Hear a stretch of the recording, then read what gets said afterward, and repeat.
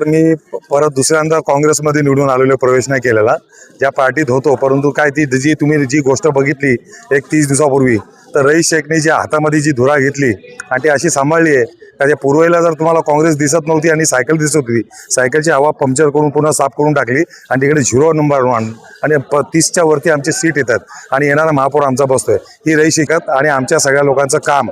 आणि ह्या भिवंडीमध्ये नवीन चेहरा नवीन उमेद, या भिवंडी शहराला जो या पूर्वेला जो अल्टीपल्टी करून दाखवलं या कामाने, असे रईस कासिम शेख आमच्या या सगळ्या टीमचं या तिकीट दिल्यानंतर जे काम बघितलं आणि त्यांनी या माध्यमातून सगळ्या सीट निवडून आणल्या, म्हणजे आमच्या या कामाला या भिवंडीकरांनी खूप पसंती दिली आहे. आणि मी त्यासाठीच मी हॅट्रिक करू शकलो आणि ही माझी 3री वेळ आहे. त्यामुळे मला असं वाटत नाही या भिवंडीच्या जनतेला भूल थापा खोटं काय चालत नाही. चांगला व्यक्ती आणि खरा व्यक्ती आणि काम करणारा व्यक्ती लागतो. त्यामध्ये आमची जर निवड होत असेल तर आम्ही त्या जनतेला कधी आम्ही फसवू शकत नाही, दिशाभूल करू शकत नाही. आणि येणाऱ्या काळामध्ये नक्कीच 2026 ते येणाऱ्या 2031 पर्यंत हे आमचं हे काम पुन्हा त्या आमच्या जनतेसाठी, त्या आवामसाठी, त्या लोकांसाठी आम्ही तत्पर राहू आणि दिलेला शब्द पाळू. कारण की तिसऱ्यांदा आलो म्हणजे चांगलं काम करता करता करता 3री वेळ आली आणि हॅट्रिक केली. अशामुळे आमच्या या जनतेला मी खरंच धन्यवाद आणि खूप खूप थँक्स बोलतो. कसं आहे, बिनविरोध जिंकण्यापेक्षा शत्रू समोर पाहिजे, लढायला मजा येते. दिलदार व्यक्ती असला तर चालतो, पण पाठीमागून खंजीर खुपसणारा मित्र नाही पाहिजे.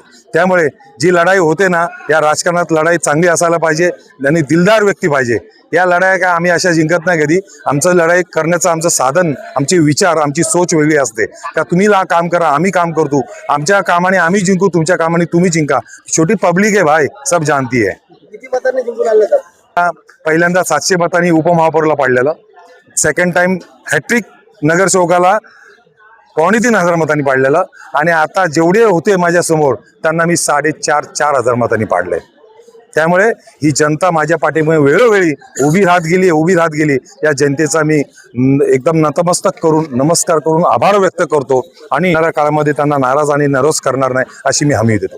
हा विजन भिवंडी शहरामध्ये आता गटार, नाली, रस्ते, परत तुमचे लाईट्स, आता आम्ही तिथे काम करतोच आहे.